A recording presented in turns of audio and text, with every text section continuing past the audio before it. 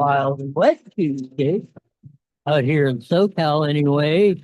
Lots of stuff to get to, but probably the main one is today would have been Charlie Kirk's 32nd birthday. He got the Medal of Freedom honor from President Donald J. Trump. Let's see if this will play today. We're here to honor and remember a fearless warrior for liberty, beloved leader who galvanized the next generation like nobody I've ever seen before, and an American patriot of the deepest conviction, the finest quality and the highest caliber, the late, great Charlie Kirk. He was assassinated in the prime of his life for boldly speaking the truth, for living his faith and relentlessly fighting for a better and stronger America. He loved this country. And that's why this afternoon it's my privilege to posthumously award Charles James Kirk, our nation's highest civilian honor, the Presidential Medal of Freedom. So there you have it. Donald J. kicked off the ceremonies today at the White House. We know we lost Charlie just a little bit over a month ago to assassination bullet. But the life and his memory and what he stood for rolls on. And as the shirt he was wearing when he took his last breath, it's freedom.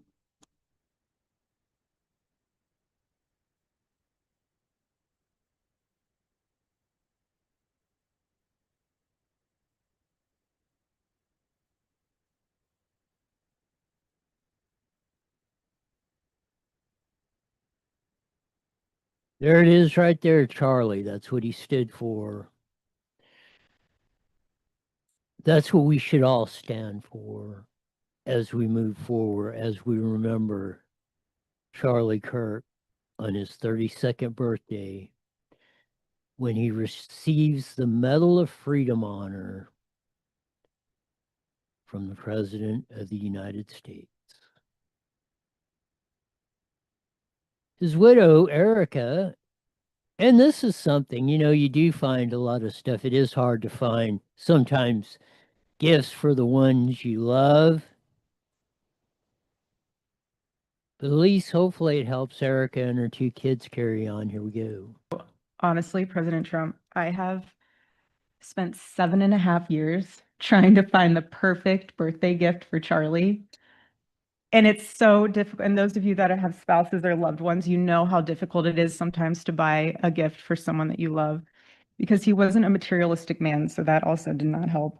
But now I can say with confidence, Mr. President, that you have given him the best birthday gift he could ever have.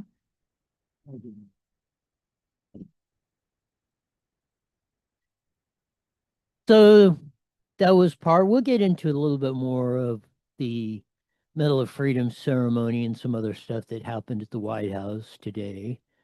On that, the day after Trump made his 24-hour whirlwind trip to the Middle East to bring peace to that area. So important that we have that today. Barack Obama, racist in chief, former president, is joining the Liars Club again for the 9,472nd time. Your voice, your vote. Joining teachers and others who will blatantly look at you and lie to you in the face like they're doing with the Prop 50, with their side of the Prop 50 campaign. President Barack Obama is encouraging voters to say yes to Governor Newsom's redistricting measure. California, the whole nation is counting on you. Democracy is on ballot November 4th. Former president stars in the news ad, as you just saw, for Proposition 50, as Newsom and his allies work to boost turnout ahead of next month's special election. In the ad, Obama accuses Republicans of trying to steal enough seats in Congress to rig the next election. Prop 50 would dramatically reshape California's congressional district, adding as many as 5 Democratic seats in the House. While Newsom has been the dominant face of the campaign, it has also recruited other well-known Democrats, such as California Senator Alex Padilla. Alex Padilla. I hope they format more- him to the max. There you go with the line of rhetoric. They are lying. Texas is under court order in a case sued by the Biden administration to redistrict. If they want to play the game, I think Republicans, hopefully this time, they've learned their lesson. Quit being afraid of their own shadow, being afraid to be called a racist. Tell Barack Obama he's a piece of S. He is. Anybody will, everyone, teachers, Obama, Gavin Newsom, that are sitting and lying, looking into the camera and lying to you, trying to get you, trying to convince you to give up your own freedom, your own democracy, like they're talking about, and make you vote against your own interests. And that's the only way they can do it, is to sit there and lie through their teeth. Cartels issuing bounties of up to 50 grand for hits on ICE, California Border Patrol, and Department of Homeland Security agents. This cannot stand for any reason. That's why Trump should increase the troops down there in Mexico and wherever and just start mowing them down. We're not playing footsie with these cats anymore. Not in our country, not in other countries, nowhere.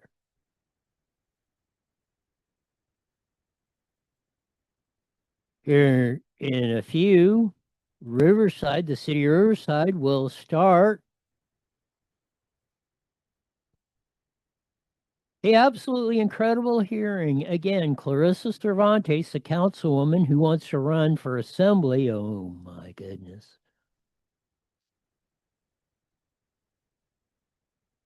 They want to have in the city of Riverside, they may require ICE and other law enforcement officers to unmask and identify themselves. Well, you know what, Missy? The feds will tell you to stick it right where the sun don't shine, because they are superior to you. And they're not. Look at the 50 grand bounty that's on their heads. And you're telling everybody, you're out there going identifying where they live and their kids live so they can get shot too.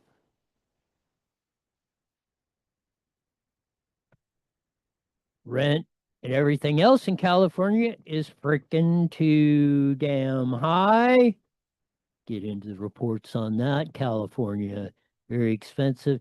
Taking you about the current resident, the current family of 4 is spending 260 grand per year. You thought making $100,000 a year would get you, man, you were blanking in tall cotton. If you had a family income of that, now you're practically on poverty row. Here's a simpler date in time, about 38 years ago, 37 years ago. That's A.J. Foyt. Arguably, if not the greatest, in the top 3 greatest racing car drivers in all time. There's Tex Powell pulling A.J. Foyt's NASCAR, the time Winston Cup car, top of the line, into the Daytona 500 in 1988 in a 59 3/4 ton Ford truck on a 2-axle open trailer with some tires and stuff in the back. A simpler day and time indeed. Well, that's so much more Dr. Kelly will be in today, hopefully at the bottom of the hour. We'll get her insights into everything and much, much more on today's show. Yes, it is. I just really enjoy that picture, Anthony Joseph White Jr. Can you imagine pulling into any NASCAR big time race or the Daytona 500 in a rig like this? They're almost 30-year-old truck, old open trailers, some tires and fuel cans and stuff in the back. To see what guys do today at your local short track, towing a street stock with a motor home, with a $250,000 motor home rig or something. You know, sometimes we do this stuff to ourselves. We think we have to have or this. And man, you could, just goes to show if you put your mind to it, knuckle down, buckle down, and do it, do it, do it. You can do just about anything. Maybe we should think about just the way we've constructed society today. You know, the lack of attention span, the kids not reading. It's really, really, really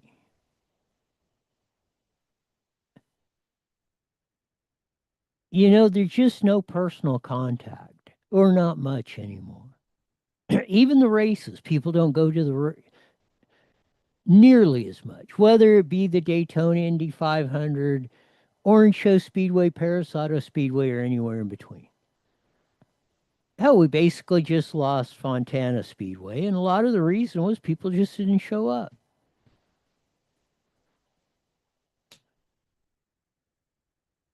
I think we were made for personal contact, we as human beings, to do that collective part.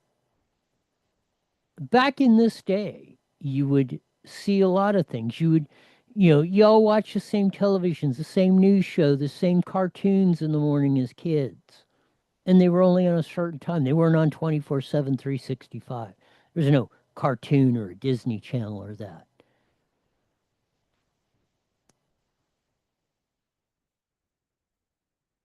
It's really compelling a lot. And I think a lot of times we don't, just like in this day, and, would have been Charlie Kirk's 32nd birthday if it wasn't for a political assassin's bullet.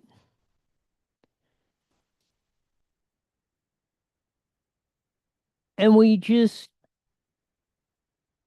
sometimes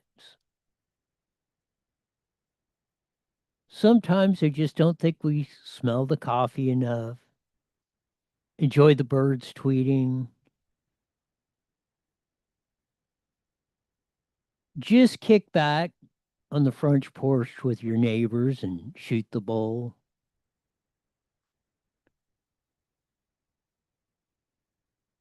We get wrapped up in a lot of this stuff. And again, I think it's a lot of the reason why a lot of people are getting driven crazy. Where it takes $1 million almost to raise a family of four, especially if you're in California.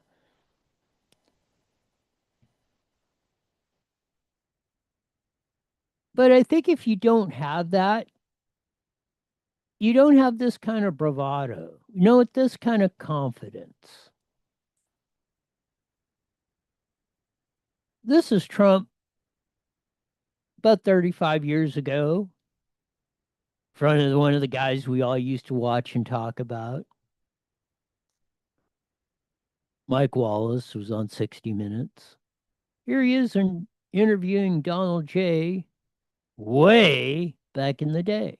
Said that you could do a better job at negotiating an arms control agreement with the Soviets than some of these professionals who've been trying to do it for years. I didn't say me, Mike. I said somebody has to do it. If it were me, that'd be fine. I could do it. Somebody has to help this country. And if they don't, the country and the world are in big trouble.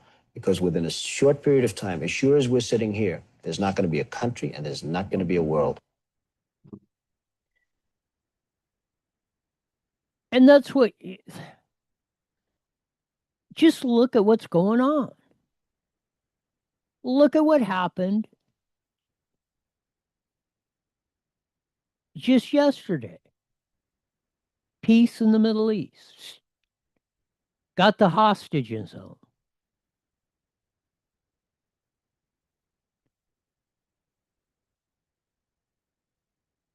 Again, sometimes it just takes looking at things and say, oh, why are we doing this? Why are we hiding in our bedrooms or that going? And we think we have a connection to other people, to your fellow human beings. You know, the joke is a husband and wife and they're texting each other in the same house. Well, it's not a joke because it happens.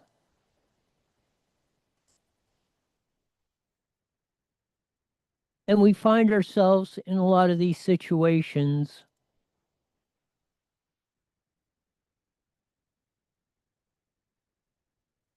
where we're just not able to do this. This is James Longman. He's from ABC News. He filed this report. And you know, at some level, it probably pained him to do it. Maybe he was just being honest. Who knows? Maybe he's paying to do it because he's paid millions of dollars to sit there and feed you propaganda most of the time. But here we go. I think today what I've been mostly struck by is Donald Trump's sheer force of personality. There are not many men, not many leaders who can walk into the Knesset in Israel to such rapturous applause, such a warm welcome, to clearly know so many members of the Israeli leadership so personally. He's been in the weeds on this, and then less than an hour later, appear in a room of world leaders, Arab and Muslim leaders, and have the same kind of warm welcome. It really is his force of nature which has managed to make this happen. You don't get a force of nature. You don't get that without having personal contact with people. It's the relationships. They know you, you know them, you're more comfortable with them. It doesn't mean you have to agree with them 100% of the time. But you get a sense with people when you're around them, when you talk to them, when you interact. You talk about the day. You talk about your commonalities, what you've seen, what you've done.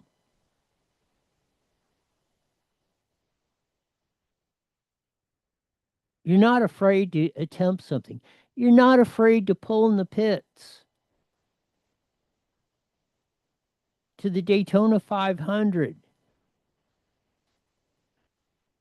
with a 30-year-old pickup with some tires and some fuel and a race car and an open trailer.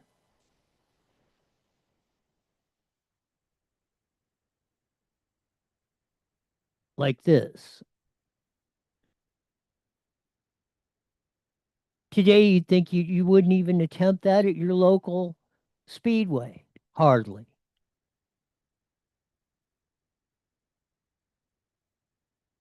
Makeup. It's easier to go in your little cocoon and get your fantasy world of porn and video games and whatever you got going on.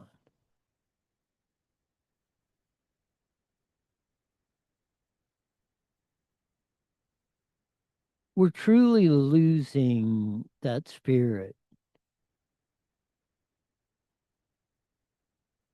That not only that you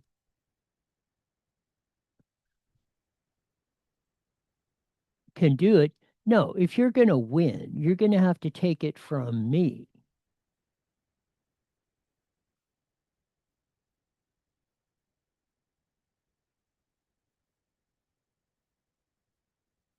And we need to get back to that.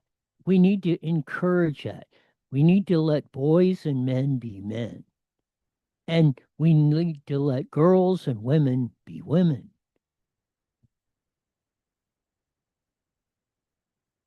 I mean, we're the same, we're human species, but there's differences between the smarter half and the retarded half of the population.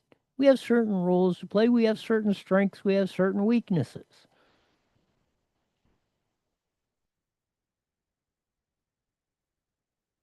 But, Royism 101. Work on your weaknesses, but play to your strengths.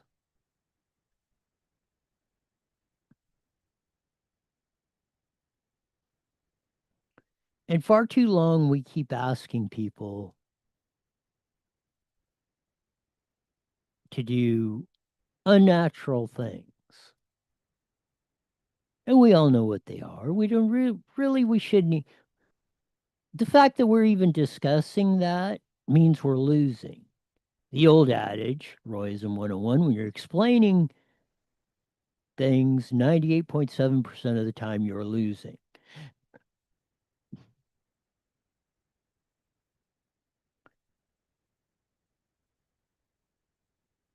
So hopefully we'll get our ish together.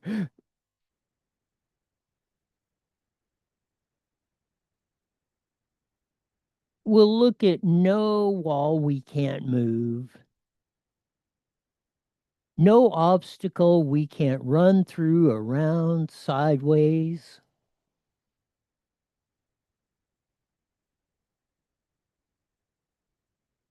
We're not afraid there's going to be a lot of tough times. There's going to be celebrations and everything in between. Just the way life is. And we really need as a society to come back to accepting that. Accepting the reality of where we are and the way things were when they were successful. Don't be tearing that down.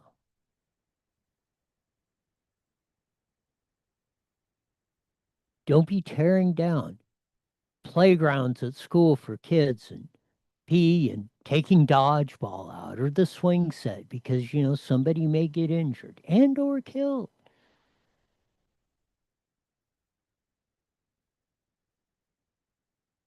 There are certain risks to everything.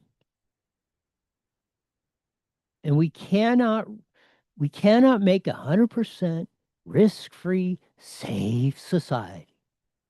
Even sitting in your bedroom playing video games or watching porn or whatever you're doing. You got to be like George Zinn up there at the Kirk when he said, I did it when Charlie was assassinated. The cops wanted to look at his cell phone. Well, I'm not going to show you my cell phone. I got child porn on it. Nothing like admitting to a crime. Well, you know where to look. You want to arrest me on something, just look at my cell phone. Not to, and the sick stuff of having child porn on your phone anyway.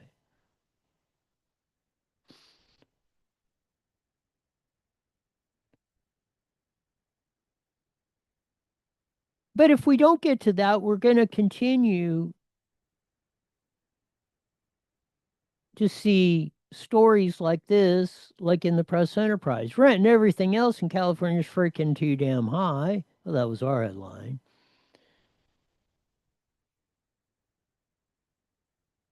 Last year, Californians spent $65,000 per resident. That means 40 million people.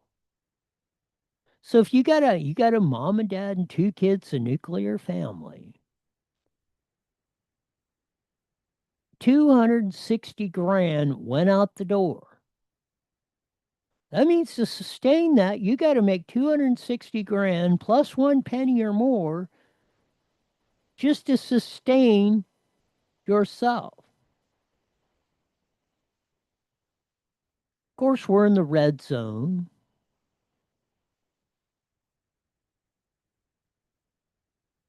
like New York, Florida, Hawaii is that, Connecticut, and the New England states.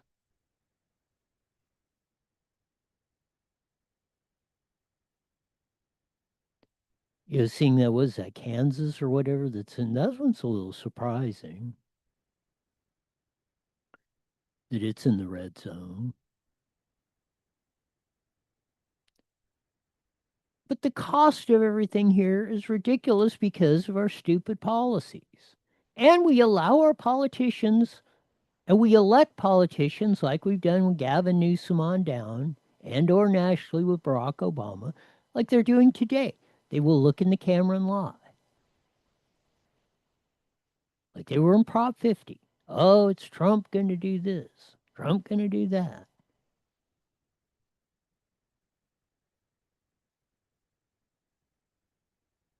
This is from PPIC, the Public Policy Institute of California, not part of the vast right-wing conspiracy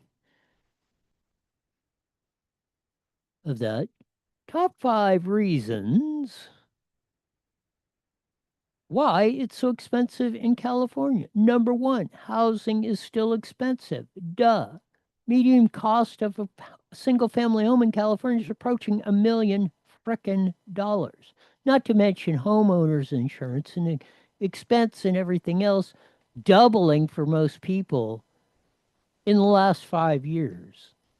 Average person is paying twice as much for homeowners insurance as they were 5 years ago, just before COVID. Food takes a big bite out of the budget. Buy food in here. Go buy a dozen eggs in Blythe. Go 5 miles an hour, 5 miles over the river into Arizona and watch the price drop by almost half. Not to mention gas and diesel and everything else. Same with energy. Highest electricity fuel prices in the nation.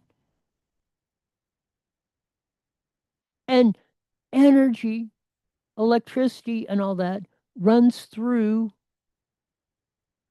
That raises the cost of everything.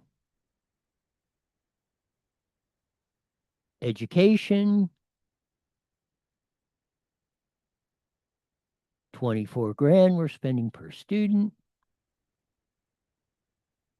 Ridiculous. We're only spending 8,000 K through 12, just a scant 10 years ago.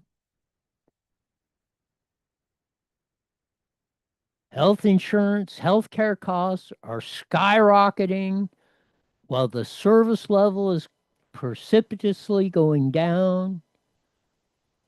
Another lie that was about Obamacare or ACA. Oh, we're gonna cover everybody and it's gonna cost less. Well, it didn't take Forrest Gump to figure out that wasn't the case, but they tugged on the emotional heartstrings and got it in. And even if Obama and Newsom and the crew succeed in the con of Prop 50, not only will it probably backfire on them this year, when they have to redistrict in 32 and we're going to lose 3 to 5 seats on top of that, that will decimate. Not that I'm not so worried about 50. I think because of this clip we're going to play from CNN, they're going to net lose if 50 passes because that's just going to trip the domino in the red states, and there's much more of them that can gerrymander because Democrats have about gerrymandered themselves out of the plank. Here's the panic report on CNN. Actually represents pretty accurately, mathematically, how the country's divided over the question of the presidency. But if you look at this is what the party pickups would be for congressional districts. Republicans, 5. Missouri, 1. North Carolina, 1. Ohio, 2 or 3. Indiana, 1 or 2. Florida, still discussion down there, but that could be another gold mine for them if they tipped it even further their way. Kansas, 1. New Hampshire, 1. And Nebraska. Democrats, Utah, California, Maryland. Look at this. If you offset California and Texas, Missouri and Utah, North Carolina and Maryland, everything left over is an advantage to the Republicans. And don't forget, the Supreme Court is considering what could really be the end of the Voting Rights Act, which would protect minority groups. So you don't have a state that's half black, for example, that elects only one congressional member and everybody else. It's exactly what California is doing. Republicans get 40% of the vote in the state, statewide. They've only got 17% of the representation in Congress right now. It'll go down to probably 10 or 7 or 5% if 50 passes. This would just add fuel to the Supreme Court of knocking this stuff out. And if they do that, Katie, bar the freaking door. Not only if they redistrict on that, they'll probably lose about 10 seats. On top of that, another 10, 11. They'll lose another 19. They're potentially looking at 30 seats. Switch from Democrat to Republican.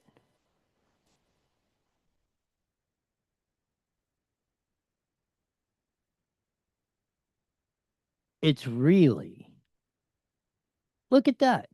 They only got 3 states they can gerrymander because they've done it to the rest. You got what? 1, 2, 3, 4, 5, 6, 7, 8, 9. 6 more seats. That's why Republicans are going to kill it. Florida, they can get about 4 or 5 seats if they really do on that. You get 3, 2, 4, 1, 1. There's 10, 11, 12. If they want to play. And I think if Newsom gets what he wants, they would have only potentially lost 5 seats under the court mandated under the Biden administration deal that Texas is under. Now they're potentially looking at 10 just on the gerrymander and maybe another 19 or 20 if the Supreme Court rules like most think is going to happen. Now, we all know the Supreme Court, is a roll, like any court, is a roll of the dice.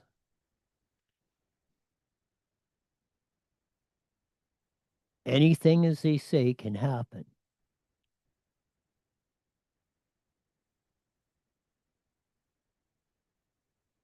And even if they don't, if they trip off this domino effect, then rightfully so. They might, there still might not be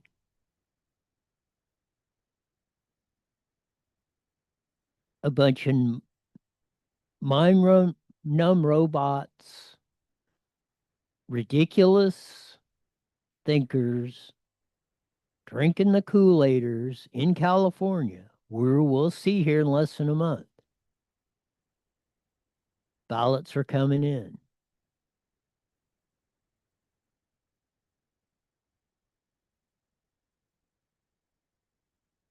And we'll see on November 4th how she rocks and rolls.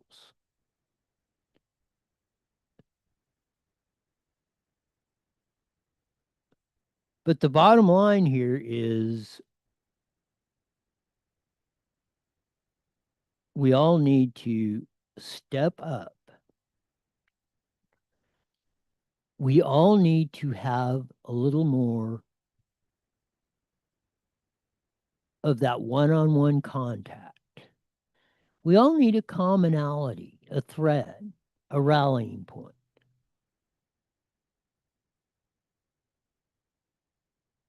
We all need, you don't get a sense of community by looking at your little 3x5 screen. You have a sense of community by participating, by going to your kids' PTA meetings, by going to a school board, city council, having a block party, talking to your neighbors. talking, just start up any kind of conversation with somebody when you're at the checkout line at the grocery store, standing in the bank line or whatever.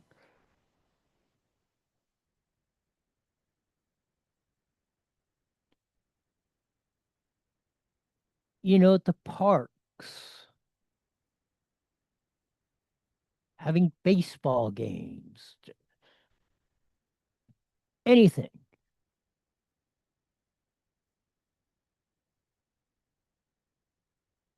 When is the last, I don't even remember. When is the last time just kids or parents or church social or whatever got together and said, hey, let's have a softball game or something?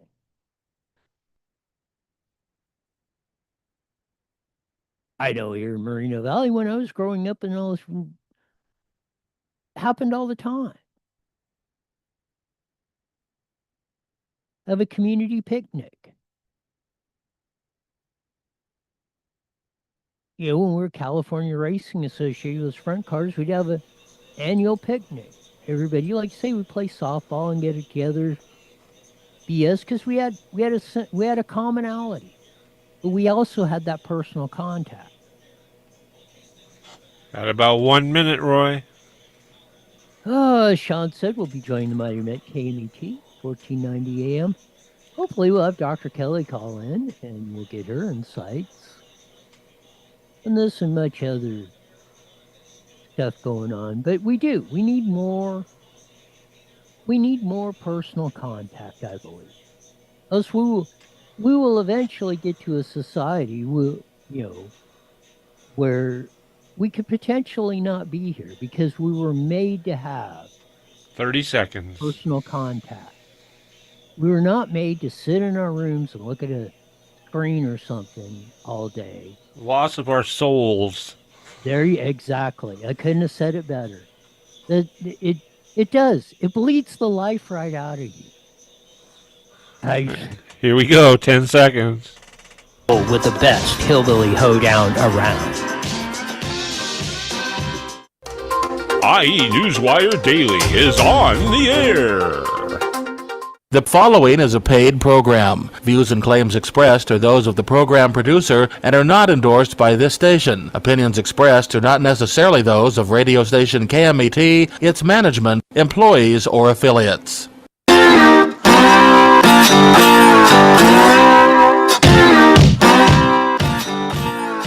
There's that funky slide guitar music that comes in every Monday through Friday live at 5:30 in the Mighty Met, 1490 AM, broadcasting all over the Inland Empire in the 4-inch AM band, showing your vast video audience in the Evil Hippie Network, Rumble, X, YouTube, all that good stuff. Check us out, subscribe.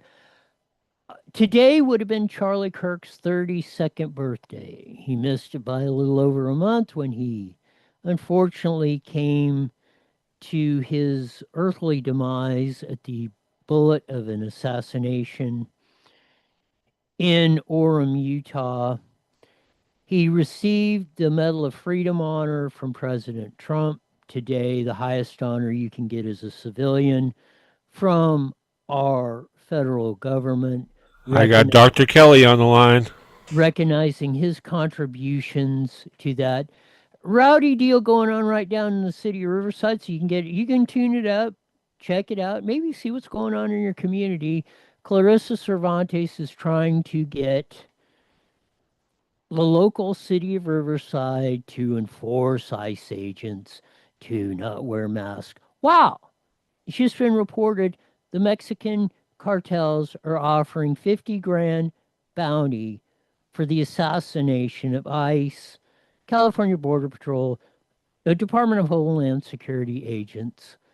Again, you need to pay attention to what's going on in our community. But as we usually do on a Monday, but it's on Tuesday, we have, as I've determined her, the supreme physician in all the world, expert on COVID-19 and just about everything else, Dr. Kelly Victory. Welcome to iNewsWire with Roy. Hey, Roy, thanks for accommodating my crazy travel schedule. It's no problem on that. With this being which would have been Charlie Kirk's 32nd birthday and him getting the Medal of Freedom honor.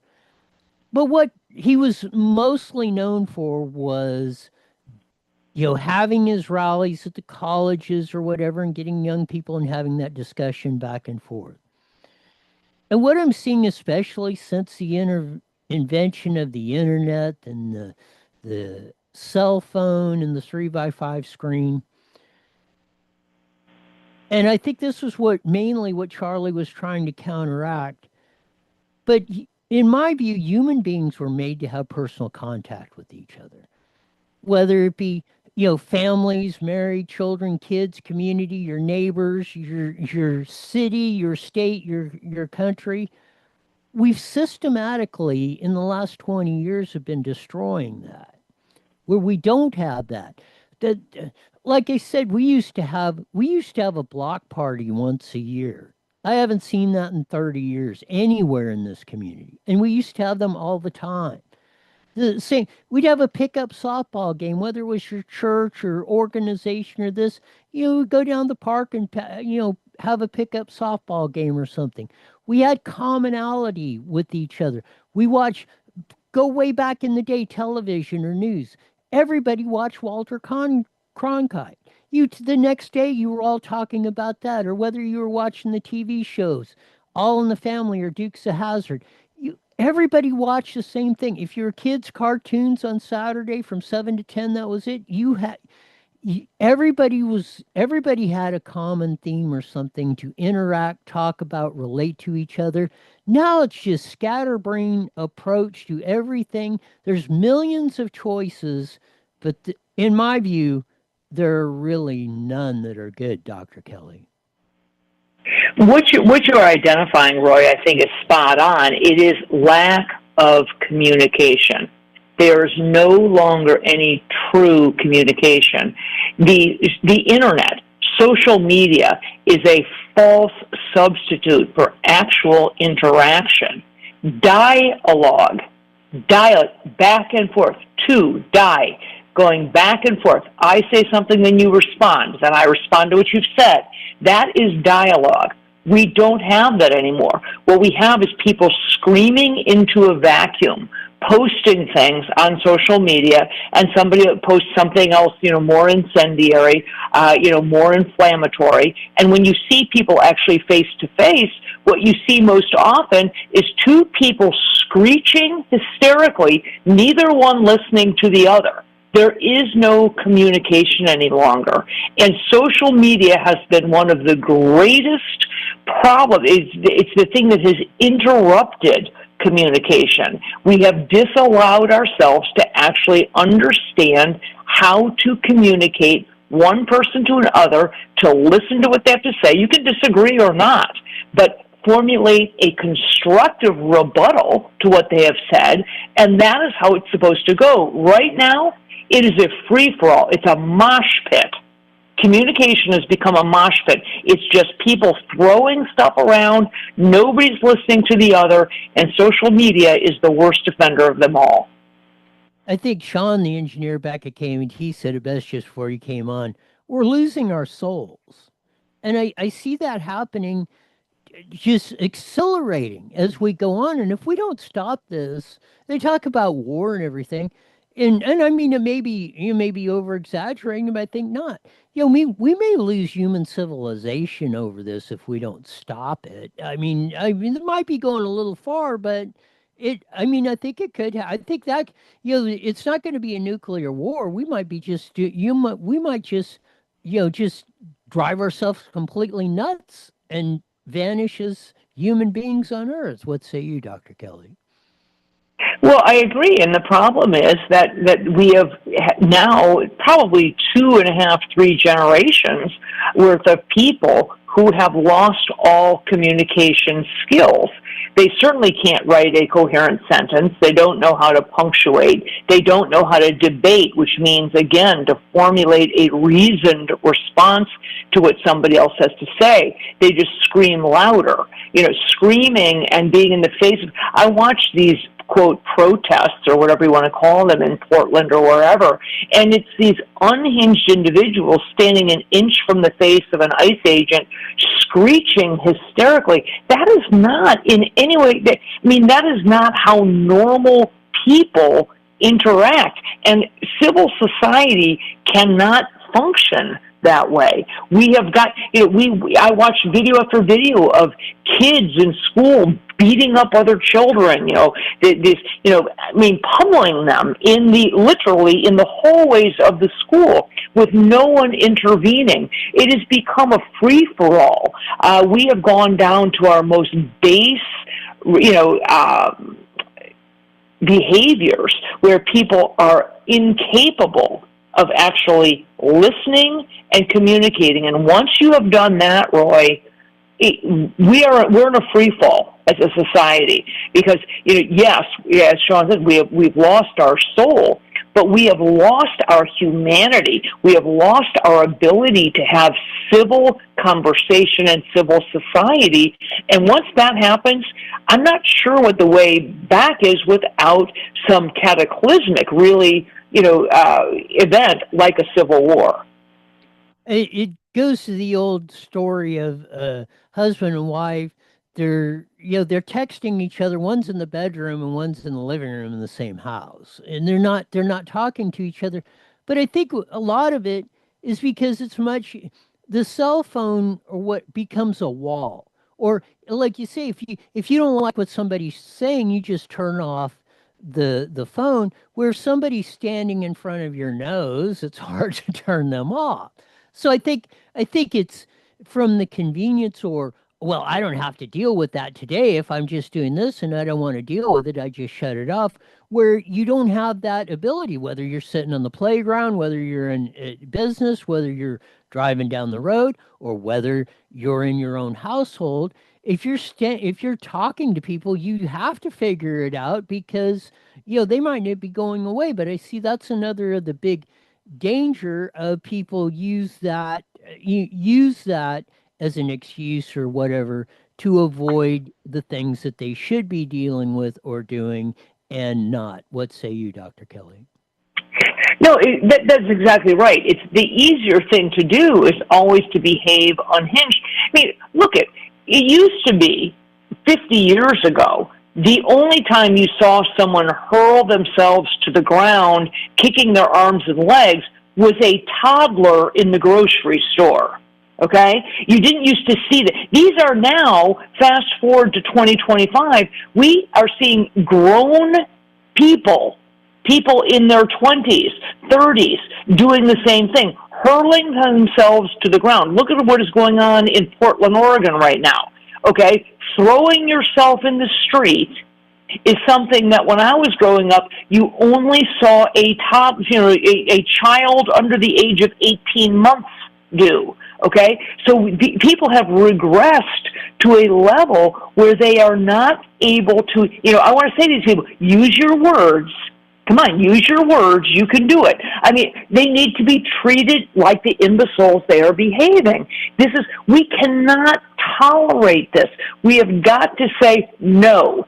Adults need to behave like adults. You can disagree with me, but you will stand up like an adult, formulate a thought, and articulate it, whether spoken or in writing. This idea of burning things down, flipping over police cars, ransacking stores, or hurling yourself down in the middle of traffic is something that only a totally unhinged individual would do.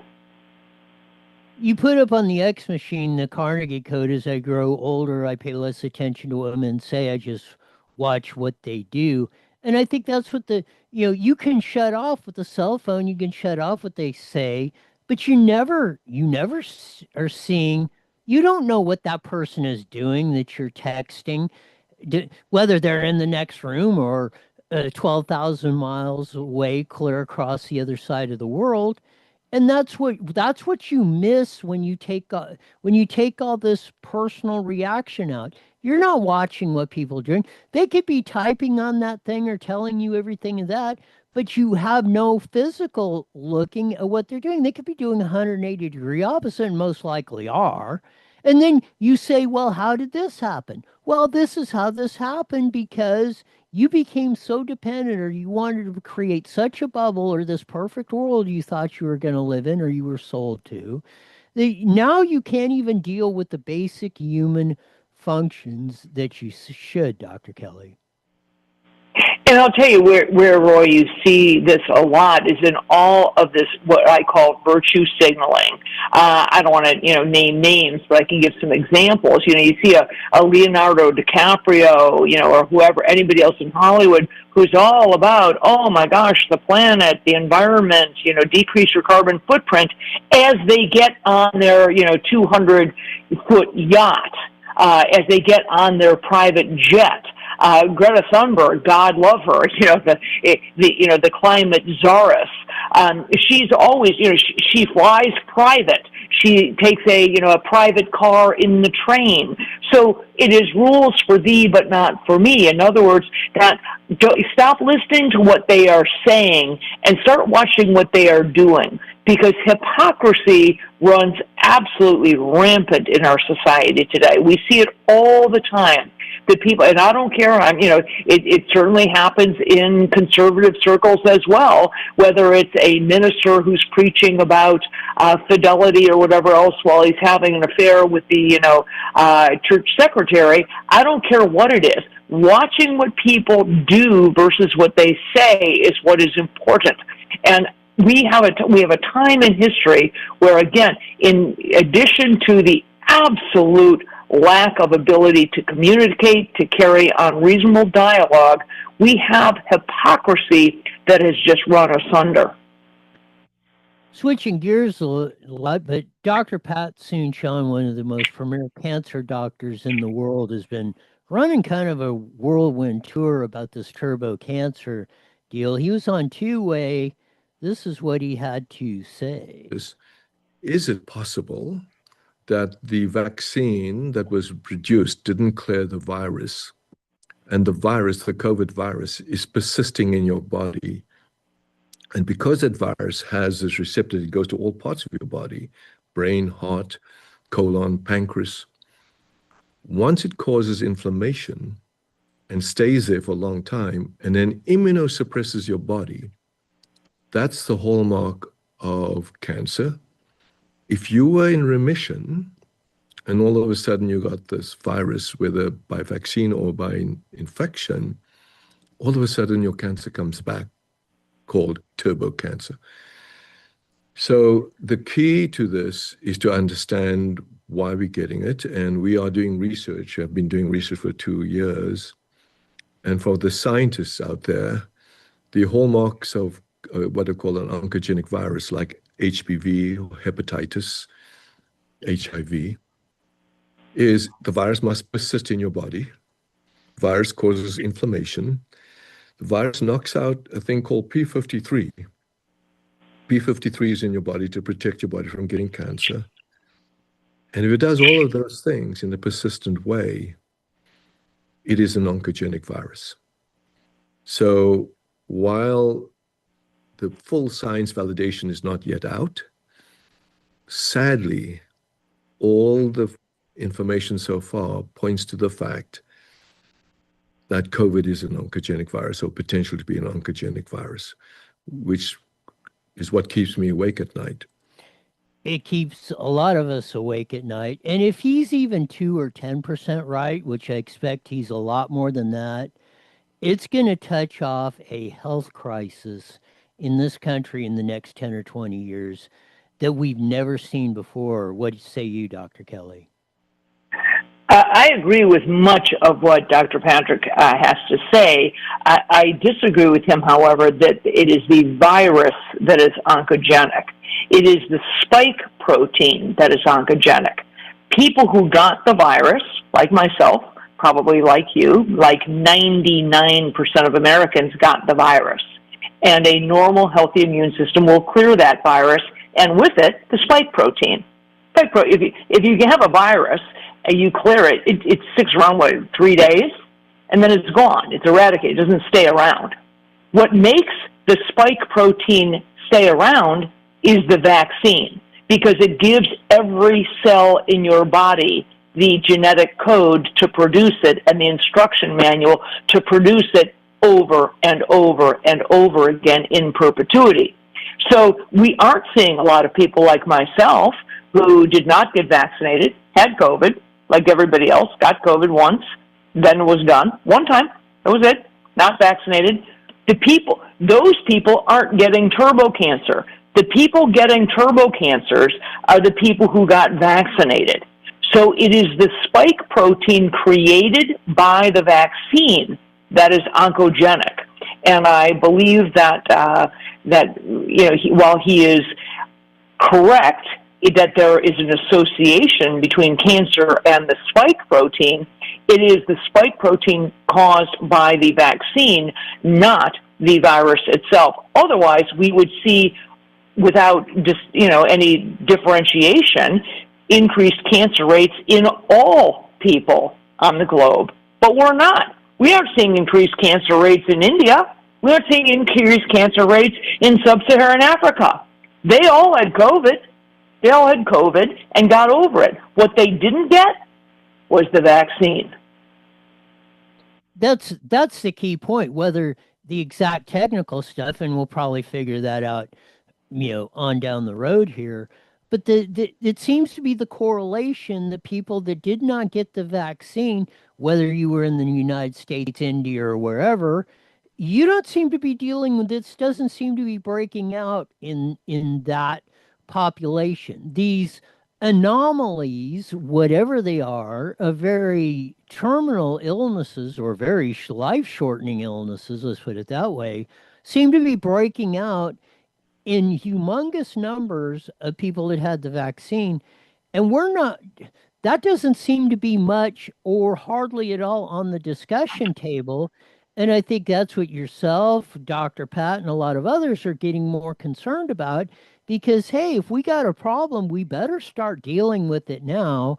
Because, again, like we were talking earlier, you let it wait, it's just going to get that much, it's going to get that much harder to solve or have much more devastating consequences, Dr. Kelly. Absolutely, and I guess that's my point, is that I don't want to scare everybody to think that, let's be very clear. This virus was a lab-created virus. It was not naturally occurring. It was created in a laboratory in Wuhan, China, unfortunately with the help of U.S. taxpayer dollars and the involvement of Anthony Fauci. That said, I do not believe that thus far that what we have seen is that the virus itself is causing these new cancers. There is a small subset of people who got profoundly ill with the virus who did develop blood clots as a result of the spike protein, who did develop myocarditis, very small percentage of people who might have gotten myocarditis or other inflammatory processes because of the spike protein on the virus. But the vast majority of people, 99.9% of people who got the virus, cleared it within a matter of days and went on their merry way, okay? They didn't continue to have issues with the spike protein. It is the vaccine that tells your body to keep producing this toxic thing, this thing that is associated with turning off the P53 tumor suppressor gene, which causes blood clots, causes myocarditis, causes neurologic injury. And so it's those people who got vaccinated and people who got vaccinated over and over again who are at the biggest risk. To make matters worse, those people, Roy, who got vaccinated multiple times are at the highest risk for contracting COVID again. Those of us who didn't get vaccinated have a very low risk. We may get COVID again and we'll clear it immediately. We have study after study now showing the more vaccinated you were for COVID, the more likely you are to contract it.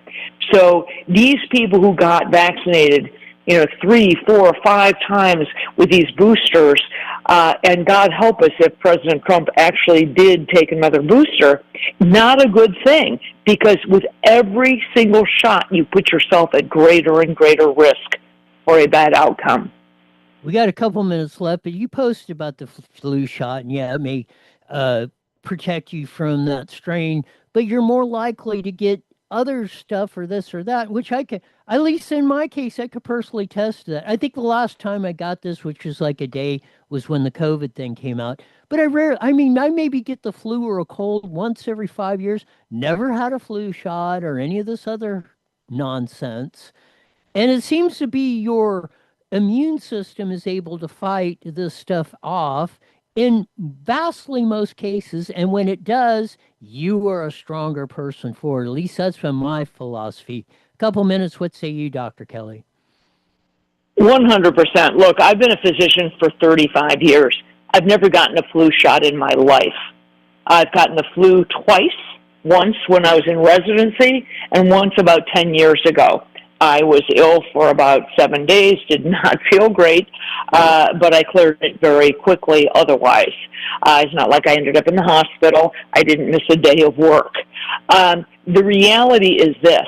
The flu shots are largely ineffective.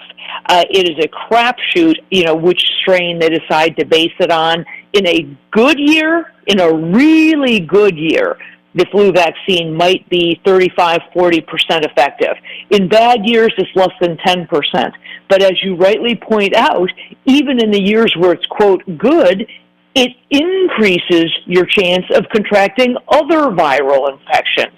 So the best thing people can do, honestly, is maintain the overall functioning of your immune system. Eat a good diet. For God's sakes, finally double down and say, I'm going to get regular exercise, adequate sleep. I'm cutting out the junk food. No more processed foods. I'm going to supplement vitamin D. I'm going to take zinc, particularly during cold and flu season. Those are the things that really matter. I am not saying that all vaccines are bad. But the idea that we can vaccinate ourselves out of cold and flu season is insanity. You can't do it, so stop trying. Great advice from a great doctor. We'll do this again soon, Dr. Kelly. Thanks, Roy. Talk soon. Dr. Kelly Victory, as we say, saying it only as she can. Something, and again, and this struck me a lot. And when I saw this picture, I think Morris Cotman posted it. But when we got to, and I saw this, it just kind of flashed back at me. And again, this is 38 years ago, 37 years ago. Daytona 500, biggest stock car race in the entire world. And there's Tex Powell towing A.J. Foyt's car, arguably, if not the greatest race driver of all time, in the top three. There, of a 30-year-old 58 Ford 3/4 ton truck with an open trailer and a race car and some tires and fuel can and a couple box of tools.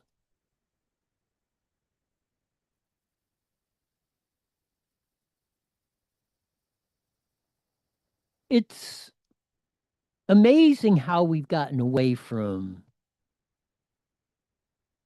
this simpler day and time, and I will submit to you a much more enjoyable, fun experience we all had back in the day. Practically anybody that put their mind to it could have that same setup today. You look at the stuff, and I don't even want to get into. Like I said, you got guys with a street stock over at the Orange Show or Paris Auto Speedway that got $250,000 motorhomes and deals to their local street stock or whatever. And this is where we're at. And I mean, maybe we don't dial the clock clear back to this. But in order for people to have hope, they need to have a direction. I think that's where we're going. I think that's why a lot of young people are looking around saying, hey, we've been screwed. Because, like I've said, they will not have the opportunity me and my generation had. Not even close. And that is sad indeed. That's it for today. Take her away, Sean.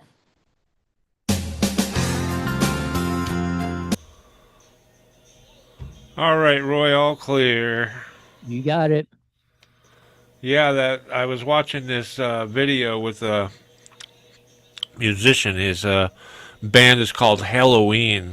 They've been around for 40 years. You know, an old metal band. Right.